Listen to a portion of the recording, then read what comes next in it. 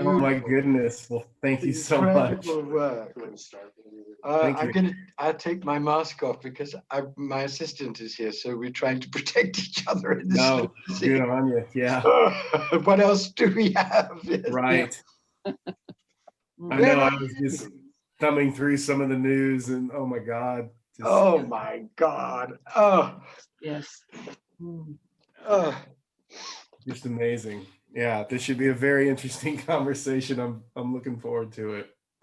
Well, we wanted to reach out to you and just have you join us, even though you didn't feel completely comfortable giving us an endorsement. There's so many ways in which your work resonates with our work and our book. And so I've got a few questions, and I'm sure Andrew does, and let's just dive in.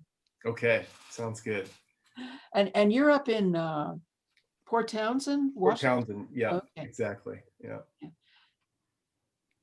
So, Dar, when I read your really extraordinary book, The End of Ice, which I bless Carolyn for, and I've given to everybody I know, so there are a lot of people in Oak Park reading you at this moment, I was moved by two things. I was moved by your relentless confrontation with the absolutely devastating facts that you were uncovering about what's really happening in the climate. And I was moved by the unbelievable courage that you showed in your willingness to face the disastrous truth.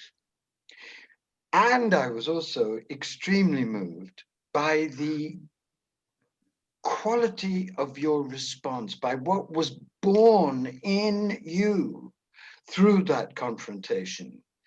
Because instead of driving you to despair, which you confronted again and again, but went through, it engendered in you a wholly new level of awe and wonder and compassion. And that to me is at the heart of the book that Carolyn and I have written, whether you agree with the mystical part of it or not. What's at the heart of it is that this appalling crisis can be a huge gift to our humanity by awakening us to the necessity of putting love into practice at the deepest imaginable level, come what may.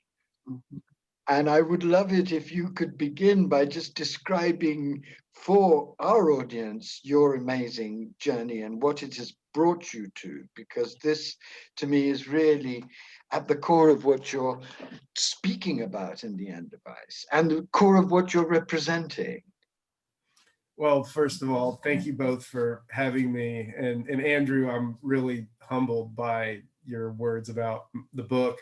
I put everything I had into that book, and That shows. it was really it was my swan song of journalism. And I stopped working as a journalist shortly after it was published. And um, I, the process was, first it came from, well, if people really understand what's happening, maybe they'll think and behave differently. And then amidst the work that got set aside, watching it, the appalling disinformation and misinformation and willful ignorance spread across the United States at this point in history. And it really became more of an ode to the planet, and that I was getting to go see these places and try to represent them as accurately as I could while going through my own grieving process and my own dismay of seeing what was happening. Because consistently what I found was, it was one thing to do the research about what was happening, say, to the Great Barrier Reef, and then it was, and no, bleaching events were happening, accelerating, becoming worse. We're in the process of losing virtually all the coral on the planet. Um, and it was quite another to go see it in person. Oh, And yeah. just be floored, just be devastated, and have my heart broken. And that happened virtually everywhere that I went for the book, from glaciers in Alaska to the Amazon rainforest to the Great Barrier Reef. And then shockingly, since when I wrote the book, things in all those areas are far worse now than they were in the book. And they were devastating already in the book, which I think just shows how the acceleration of what's happening. But really, especially the way that you asked that question, what really it affirms in me is I use the analogy of which I brought into the epilogue of the paperback of the book, of having the great privilege of getting to sit with my best friend as he left this world. And that's what came to me again listening to you ask that question, where when we look honestly and clearly at what's happening with the climate crisis, with the political crisis, with COVID-19, with everything, and look at it really clearly, how is this not akin to a death? So many different kinds of deaths. And going through that process, those of us who've had the privilege of sitting with someone close to us, helping them die, what comes up is nothing but love. Is all the other bullshit is just swept away with a wind. Yes. And all that's left is I am here with this person, and there's nothing but connection, and that's all that matters. And then in the aftermath of that death, that is literally all that's left. Because I can remember sitting in that room and then walking out of the hospital and walking out to a parking lot to my car to go stay with some friends, one of them a retired hospice nurse, and talk with them and share it, and just being enveloped in that just pure love of all that's matter is what's in my heart for my best friend, and then now with these friends that I'm sitting with talking about it. And that's this special time that I think our work now is how do we cultivate that, even not having gone through a very profound experience with literally sitting with someone helping them die, while that is essentially what's happening. And I think that both of your work speaks very articulately to that, and how do we do that on a daily basis now, when that literally is, we are in this era of loss. Well, how do you do that? That's what I want to know. I feel you doing that in the book. I think that's why the book is such a great contribution, because you come out of this multiple heartbreak that you went through, not angry, not denouncing, not in any way demonizing, but in a state of renewed wonder and deeper and deeper love. That to me is the amazing contribution of your book, and an amazing sign of what we're calling radical regeneration. Because if we can, through this horror and through this tragedy, find our hearts being opened at a level that we never imagined they could be opened, that is already a profoundly sacred experience. And how do we sustain that opening of the heart through what is going to be a horrific period? How do you do it? Help us by telling us about how you do it. What gives you your sacred inspiration? And if you don't like the word sacred, throw it out. It doesn't matter about what words we use. What matters is the state. No, I do appreciate that word, and I think that is what it is, and that is the great silver lining of this time, where it is an apocalypse. I mean, Yes. Everything is collapsing, and the horror show that's upon us, there's no more future tense about that, other than the future. It's going to get even harder and worse and darker, and it is this opportunity to really get down to what's very, very important. And part of me, like, asking that question, I mean, I feel like I'm making this up as I go along. Yes. In that, I had that experience with the book, and I feel like now I get to practice having that every day. Like, I was just talking to a friend right before we got on this call, just overwhelmed by the news, and I every day get to go through those cycles of the anger, the denouncing, the frustration, the shock, the surprise, and then come down to what's really important, which, when I sit down with uh, the person, I have one person in a pod now in COVID that we actually have the exact same safety measures, which are very, very careful. And so we share meals together. And one of the things that we do, and we did this when we could have other people here before the virus as well, is we sit down for dinner. And the way that we pray is we say we have to name at least one thing that we're grateful for. And you're allowed to include more than one thing. And then at least one thing that you did for the earth today. And it can be more than one thing. And the gratitude, especially now, is down to, I am grateful that I'm healthy. I'm grateful that I have food to eat. I'm grateful that I still live in what's still generally a functioning ecosystem. And framing things just with that honesty of, we are in this, everything's collapsing, but we're still here. These trees out my window are still here.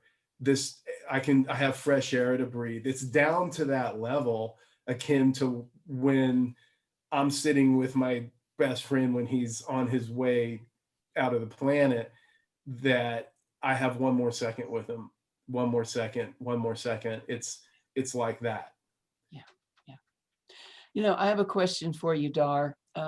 First of all, I just want to mention that you and Barbara Cecil did a wonderful series on truthout.org called How Shall We Then Live? And I invite everybody to go to that series, How Shall We Then Live? Truth Out. But one of the things you said in there, and I think also in your book, the truth can be calming as it sets our feet on solid ground, dispelling the obfuscation mist of lies, deceptions, and fossil-fueled propaganda that colors the dominant culture. Can you say more about that? Yeah, thank you. And thank you for your words, Carolyn, about that column. We often talk about striking it back up, but I think part of my process in this time is I've really pulled deep within myself and out of doing very much publicly at all. And because it feels like a sacred time. I mean, it's like when I was sitting with my friend, I'm going to keep using this death analogy. Like, I didn't have any bandwidth for anything else. Yes. And that's what this feels like. It's really an important time to really, stay very centered and stay with what is the one thing that we're doing right now. Right. But I think in response to your question, being honest about the hard truths, and as devastating as they are, is actually easier than being engaged in some kind of form of hope and denialism that, Biden's going to change things for us now. Or because whenever we distract ourselves down these false paths, I think it actually causes more internal distress. It's like, when someone's lying to you, and it brings up a lot of feelings. It brings up fear because, okay, there's something else going on here that I can't really put my finger on. And I think that not knowing that comes with the denialism and the pretending that things aren't as they actually are, it opens, at least inside of me, this kind of, that Hitchcockian unsaid, unspoken space that then we fill with the dark parts of our imagination, and that starts reverberating within us, and within our psyches and within our souls. And I think that's really harmful. In fact, today, I would say it's actually, given the sacredness of this moment and how important it is to be so present with the people that we care for and the places that we're trying to steward, that kind of lies and deceit is akin to a form of spiritual violence. And so really being extremely honest about, look at the Arctic. We have to accept, look, the methane's already coming out. This is from the shallow seed beds. This is upon us now. This is happening. And look squarely. This is an authoritarian state. Look at what's being done. We're in free-for-all collapse. Let's be very honest about this. Now, then we can stand on, okay, our feet are on the ground. Now we can behave accordingly. And we have all the options available to, okay, what this time is upon us. What am I going to do and how am I going to be? Exactly. Yeah. Yeah. You know, you said in End of Ice, I think in the introduction, you said that reporting on the climate catastrophe was almost more difficult for you than reporting on the war in Iraq when you were a journalist in Iraq. Say more about that, please. Yeah, and that's not to discount in any way the devastation that I witnessed in Iraq, and will live with for the rest of my life, with the PTSD that came from that. And the fact is, just from the occupation alone, we're talking about over 1 million Iraqis that were annihilated as a direct result of U.S. policy there, and that it is ongoing. But that's one country, and the book addresses, we're talking about the entire planet. We're talking about, and not just our species, but every species on the planet that had nothing to do with causing this catastrophe.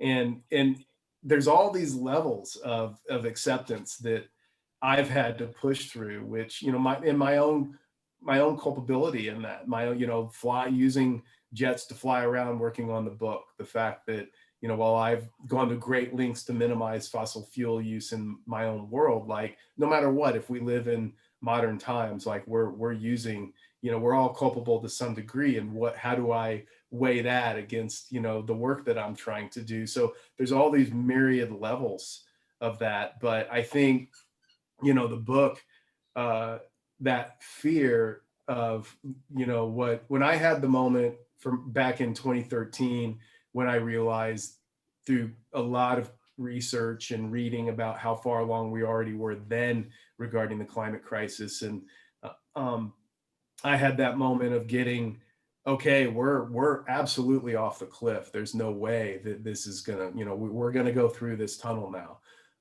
There's no getting out of it.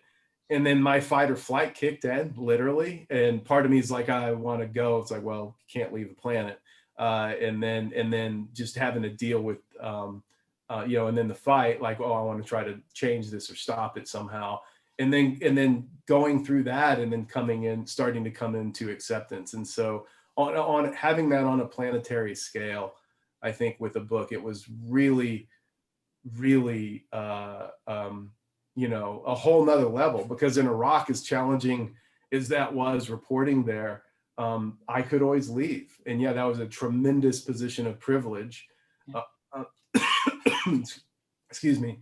But I could essentially leave the country, and we can't leave the planet. And so we have to contend with all of this. I would love to ask you, given the depth at which you've meditated on this catastrophe, what, in your opinion, is at the root of our continuing denial that such a catastrophe is taking place? What is at the root of this absolute madness of denial? Why are we so profoundly crazy?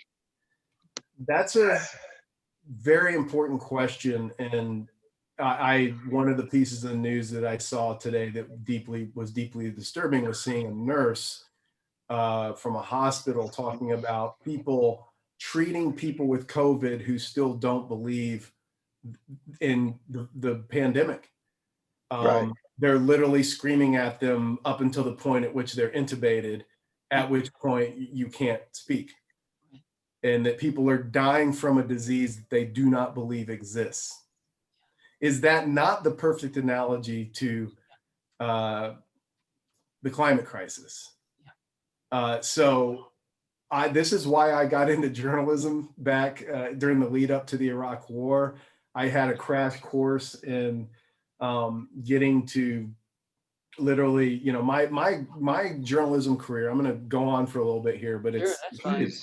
my answer is I dove into journalism with no experience in 2003. A year and a half later, I'm sitting having dinner, literally personally, with Noam Chomsky and Howard Zinn because of my work, because I was one of the only people over there telling the truth. I wasn't doing something extraordinary. I was just telling the truth against the backdrop of a corporate media that was doing the opposite. So that earned me a dinner through a friend of a friend with these two extraordinary gentlemen.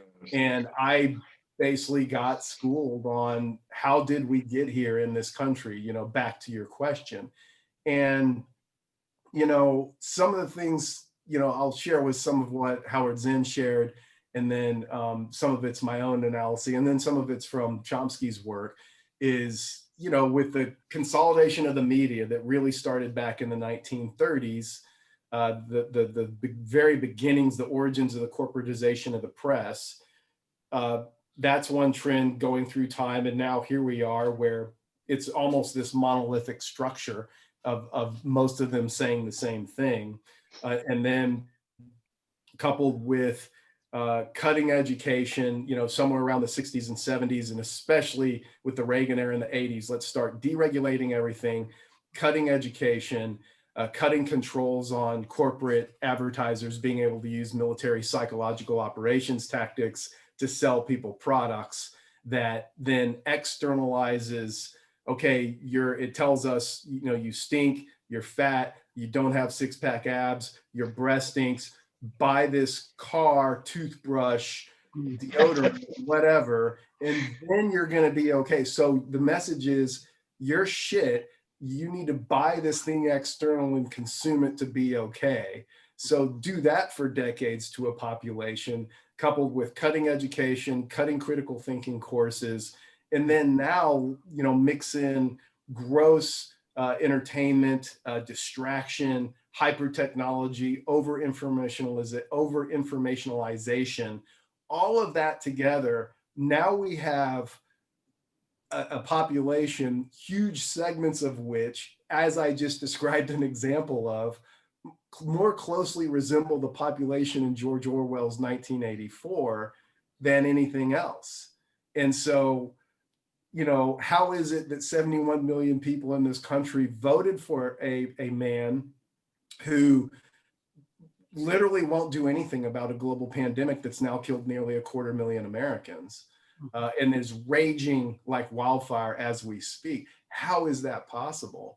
And I think it's the combination of all those different factors over time where, we literally have an infantilized population, not completely, but a huge segment of is completely infantilized. And I think at this point, largely incapable of independent thought.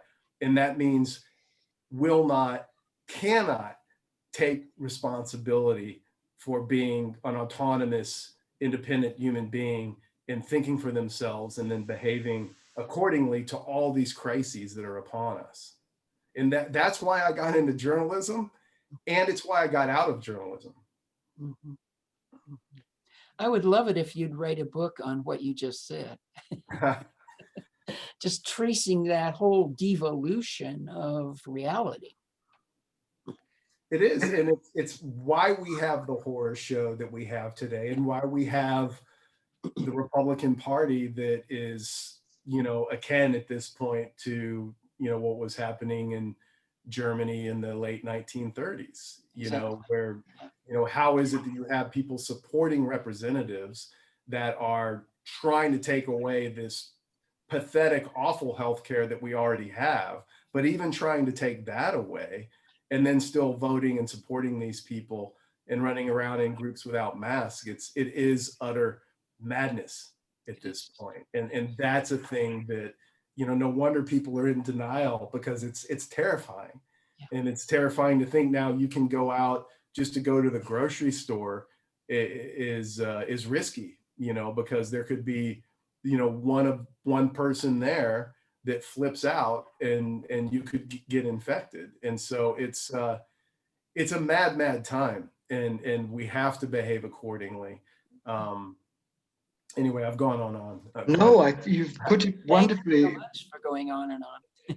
I would like to float something to you and see if this resonates with you, because I think everything that you've said is perfectly true, and it's a wonderful explanation.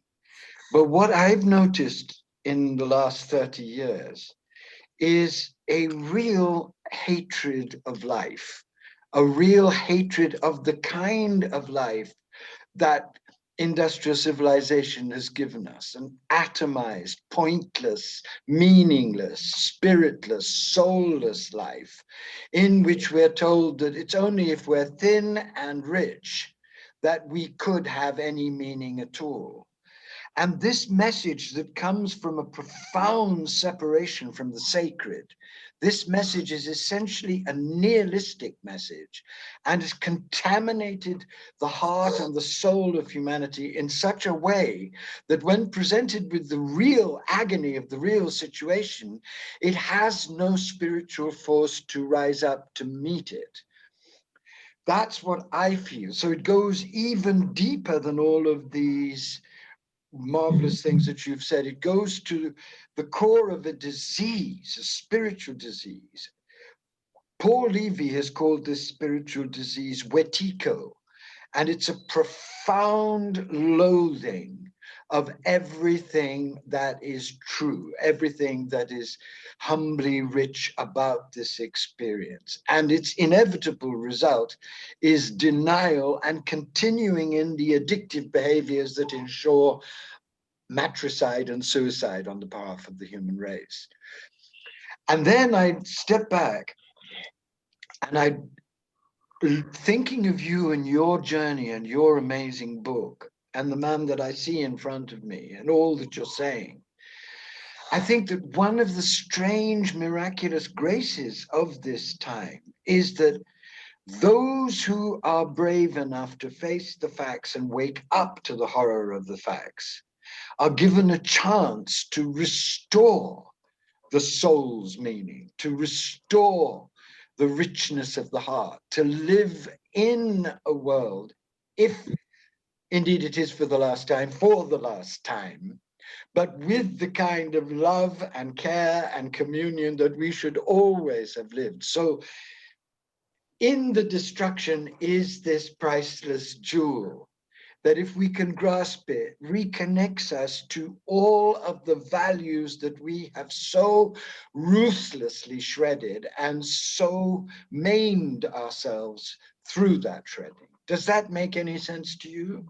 Perfectly. Yeah, extremely, perfectly articulated. And I completely agree. It covered a lot of ground. A lot of things there I'd like to try to remember to address. I think the bankruptcy of spirituality in this country is, I mean, that's what you just pointed at. And Yes. how could that not happen, given this is a country founded on genocide and slavery, a genocide to this day that it pretends didn't happen. And so if that's the foundation, this bloody denialist foundation, foundation of death and slavery and denial, whatever you build on that, how is it not going to be rotten, stinking, corrupted, vile, and ultimately collapse upon itself? And it's triple genocides, really, isn't it? It's a genocide of the Indians, it's a genocide of slavery, and it's a genocide of nature. That's right. That's right. Triple genocide supporting this golden palace of insane distraction. Exactly. Right. And so, and it was Martin Luther King who said, I believe it was his Beyond Vietnam speech. I think that was in 1968. Correct. I could be wrong, but right around that time said, any country that, I'm paraphrasing, puts more of its money into militarism than it does in social welfare programs is approaching spiritual death. Well, that's more than 50 years ago. Right. That the genius of Martin Luther King shed light on that. That's more than half a century ago. Well, actually, the real witnesses to the spiritual death came in the 19th century. They were Emerson and Whitman in his late years, and of course, Herman Melville, because now we're living in Moby Dick. Trump is Ahab, Yeah. right? Searching for the white whale of white supremacy, and the whole ship is going down through it. So at the very beginning of this explosion of American power, there were these tragic illumined witnesses to what would happen if America chose money and power over harmony and justice. And then this comes back down to the foundation, which is exactly what the indigenous people of this country were saying upon first contact with the white settlers, looking at this consumption, how they were treating the earth, how they were treating their own women. Look at what these people are doing. They are insane. And it was Chief Seattle's speech in 1854. That's the defining speech of American history. It really is. It really is. And that is what is upon us now. And none of this is news to those populations. And so, with my exposure to the Waitiko disease was from Jack Forbes's book, Columbus and Other Cannibals. And he likens Waitiko as an indigenous word for cannibalism, calling, basically, for those who aren't familiar with this, is it's a pathological illness. And if you have it, you believe that it's okay to take another person's life and resources for your own benefit. And so these settlers that showed up in 1492 were infected with Waitiko, and it is catching. And that is now what we are in. That is capitalism, and that is precisely the capitalism that we're in now. And so again, seeing all of that and getting really, really clear that what's happening, I just actually spoke with someone yesterday who shared, I think, a brilliant way of putting what's upon us. It's break down to break through. That's it. And this is what's happening. It has to break down if there's any hope of breaking through and evolving and going forward in any kind of a good way. This whole thing has to come down. The time for incremental change, I don't even know if it ever had a chance, even to say it was, that passed 20 years ago. I think, given that this has always been a Waitiko system, that we've never really had that possibility. And now, that reframes everything. If you look at the news, do I want to watch the fast motion train wreck again to see the gory details and the bodies flying out the windows another day? Because this is a complete, utter breakdown of the system, and it is collapsing. And there's no way it's going to go back to what it was a few years ago, or even a couple of years ago. And it would be a disaster if it did, because that normal was psychotic. Our one small chance of sanity is to go through this horrific breakdown and to let it break down and to discover the values that you discover in your amazing book, the values of witnessing, compassion, awe at the beauty of nature, or at the intensity of love that disaster can release. These are not small revelations. Exactly. And it comes down to one of the quotes at the very end of that book. I quote Stan Rushworth, an indigenous scholar, and who's become a very dear friend. And he talks about, how are we going to comport ourselves during this time? And basically, how do you behave during an emergency, a chronic emergency situation? How are we going to comport ourselves during this time?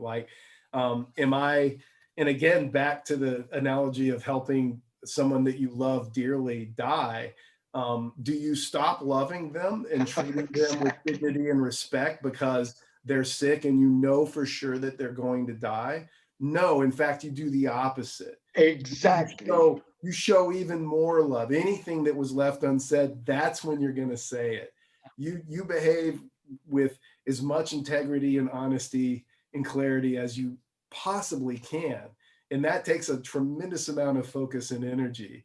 And then after they're gone, ideally you would keep behaving that way. And I think that is what is upon us. And so literally it's imperative now to treat all people, even those, or possibly even to say, especially those that are deeply spiritually sick and completely, utterly checked out, treat them with integrity and respect and politeness, because what else are we going to do during these times? Because to do the opposite is just to continue that descent into this madness.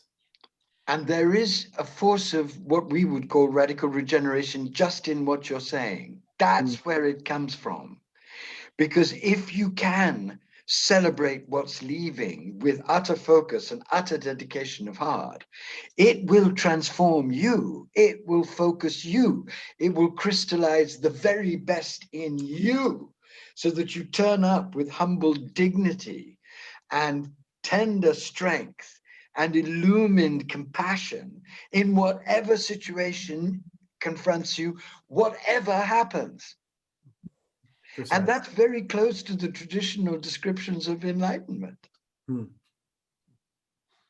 One of the things that we have emphasized in our book is the evolutionary impulse. And of course, we all know of people who right now are writing books and making videos about extinction, and they seem to have this one litany consisting of two words: we're fucked. And and there's nothing beyond that. And it's very easy, I think, to become obsessed and depressed with that belief. We take the position, I think, that we're really questioning, is that all there is? Is that the total truth? And, from my perspective, it seems to me that at the end of all of this destruction, there may be a remnant of humans left, and I have to wonder, if there is a remnant of humans left, however small it might be, and considering what they have gone through in this devastation, what might they create? How might they evolve from there? And I keep coming back to, do I want to serve, we're fucked, we're fucked, we're fucked, or do I want to serve this possibility that the evolutionary impulse will go on somehow among many, many species? Yeah, thanks. That's what we threw out in the book, and I'd like to know your take on that. Yeah, and I have a lot of empathy for the we're fucked mindset, because I was there for a while. I was one of those people. Sure, was too. For a long time. But it was in the process of working on the book and being completely cracked open by what I was seeing happening to the planet, where it changed me. That process changed me. Yeah. And I basically got to a point, it's like, and I even still have in the book, I left in, even when I had a chance to make any more edits, adding in the epilogue when it came out in paperback, was it still is hard for me to see that is not how this ends up. Yeah.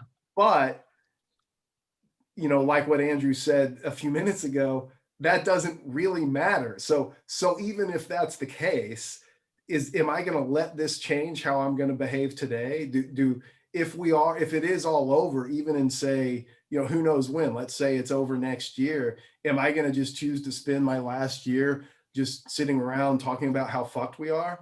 Or am I going to go out and try to serve and try to be a steward of the land where I live, and try to be, treat people well and love and live life and appreciate what's here? Absolutely. Now, I mean, I'm being a broken record, but it does keep coming back down to that. And that really is what is left, when all this other stuff is burnt away and gone, what is left? And then, and we do have this opportunity that, as you just said, and what Andrew talked about, that it is an evolutionary period. It is evolve, adapt, or die.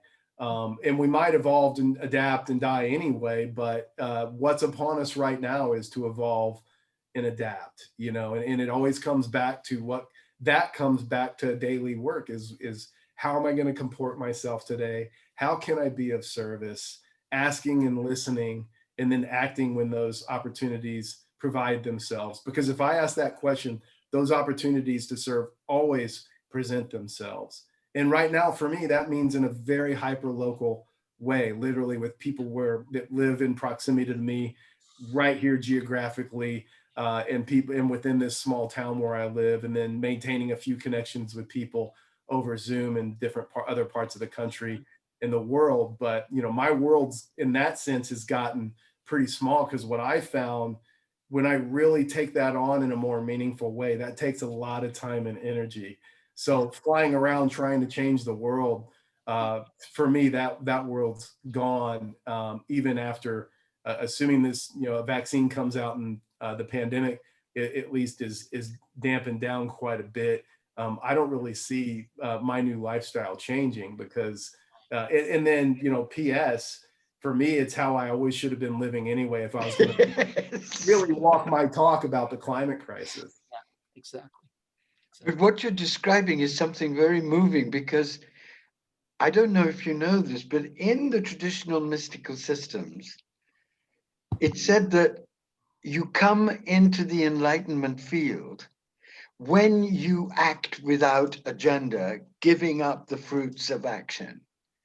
When you stand for decency, stand for truth, stand for compassion in the core of your life, for the sheer beauty of doing those things, and not out of any fantasy that they're going to have some miraculous Star Wars effect.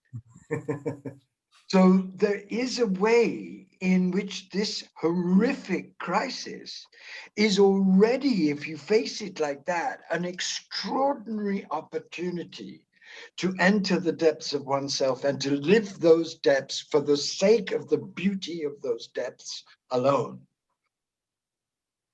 Precisely. And that's, what I've learned and what I've been trying to practice. And when I have the most peace and acceptance in my life is when I know that all I can do is take those specific actions to do those things that you just discussed, because I don't have any control of the results anyway. And PS, I never did. You never did. Nobody ever has. Yes. Yeah. So one fantasy that's ending with the whole world is this fantasy of the power that we have as human beings. That's a huge initiation, isn't it? To accept one's devastating limitations, and from that acceptance, to discover the world in which we really do have extraordinary power, the minute, local, personal world, which, if we infuse it with the kind of love and dignity and communion and compassion that you so represent, can suddenly become what it always really was, and what the indigenous people have always known it was, an abundant field of mercy and joy in the middle of madness. That's right. That's right. And, and to use another analogy, just I think that helps concretize what you just said for me, is I remember being in Iraq, and, there's basically a low grade war going on the whole time I was there. And yet, and there was madness and horrific things happening every day and tragedy. And yet people kept living, and people still shared meals together. There were still weddings, there were still funerals, that people just kept living and treating each other with dignity, and got very, very adept at gallows humor.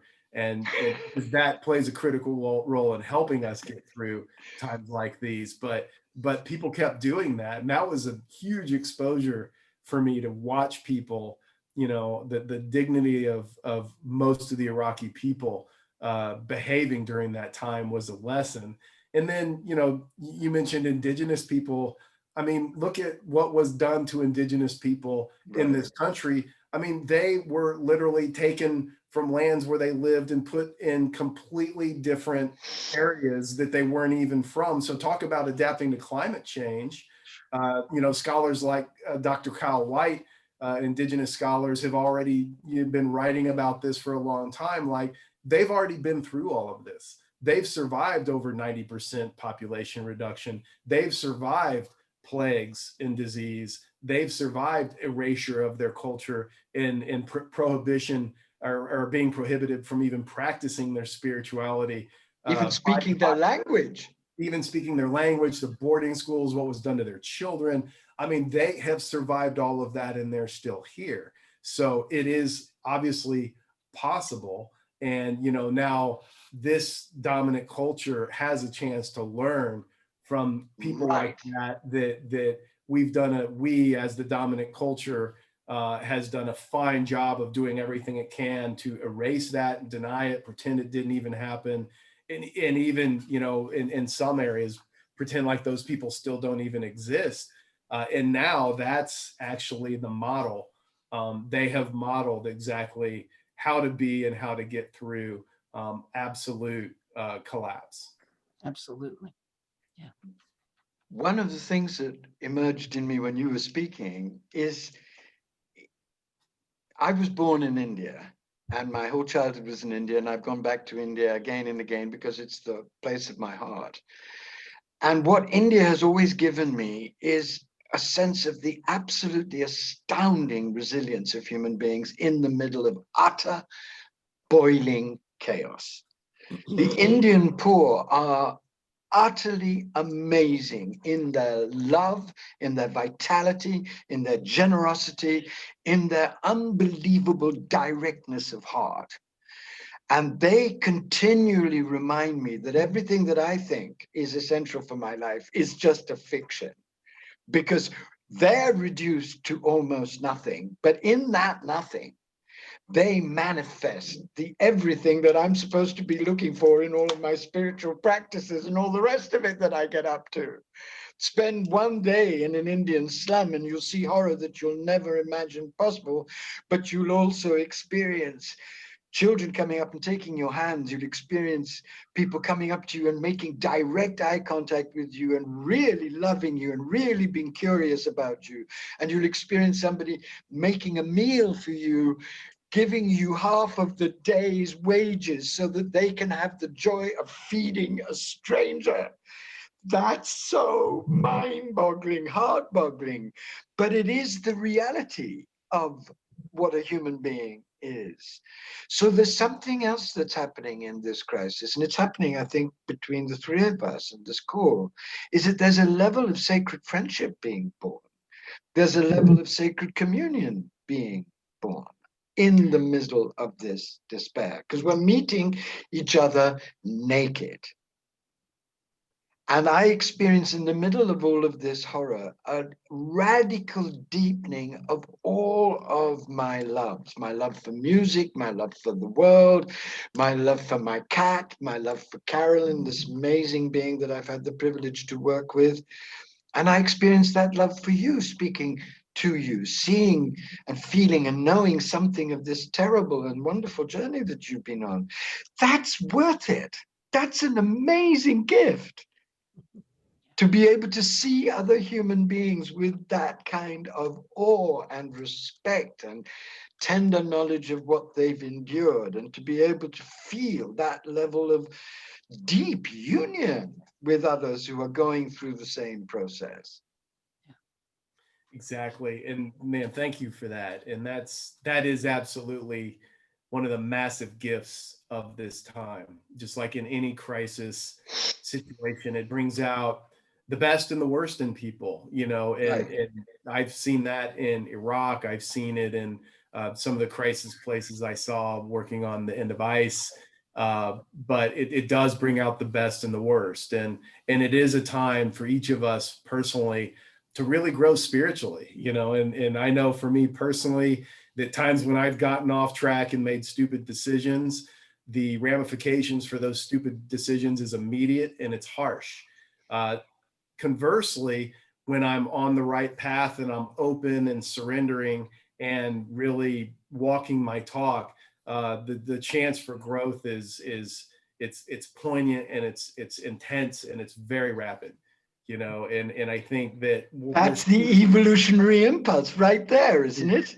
Yeah, and we're seeing it played out. It's writ large across society, right? Right. Where, you know, you see what happens if you want to stay in denial and, you know, try to make America great and things like this and deny the pandemic. You see what's happening there, and then conversely, you know, or I'm seeing amazing acts of stewardship and care for the earth by indigenous people and some other groups around the country, despite all odds, cut funding, all the horrors that are coming down.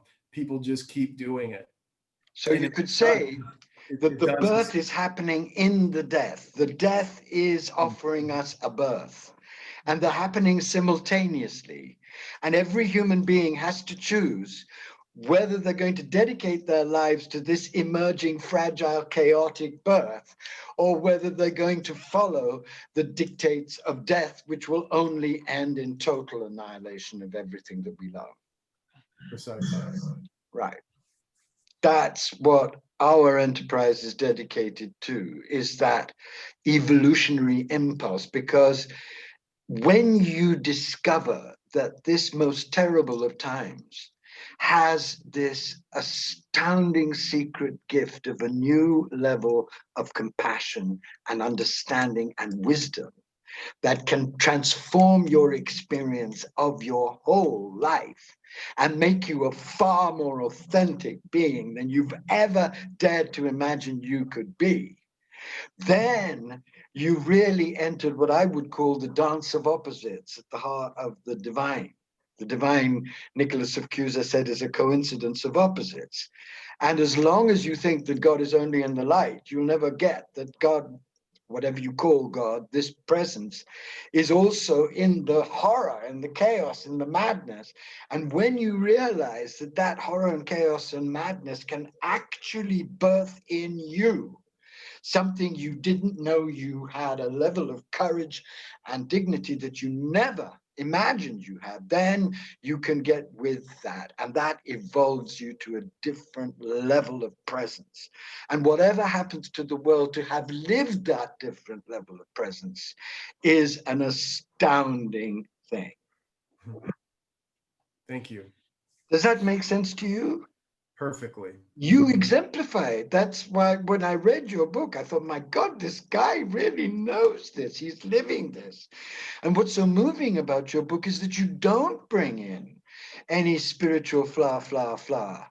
You don't talk about Buddhism or Hinduism. Your book is written on the wire of direct, decent human experience, but it shows so clearly this evolution.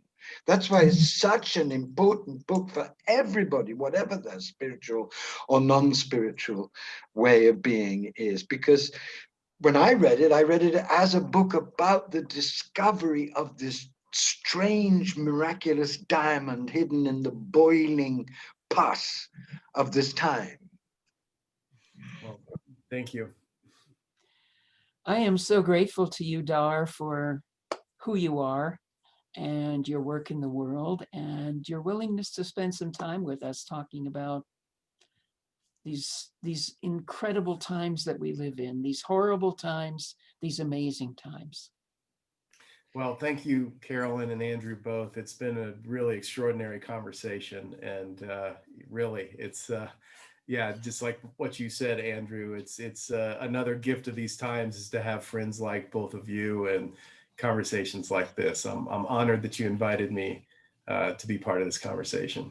Oh, you're one of our heroes. Are you kidding me? Absolutely. You are one of the people we look to and recommend to everybody to get with what's really happening, because you've laid it out so beautifully, but you've come through it. And the person that I'm staring at is a person who is grounded and in love.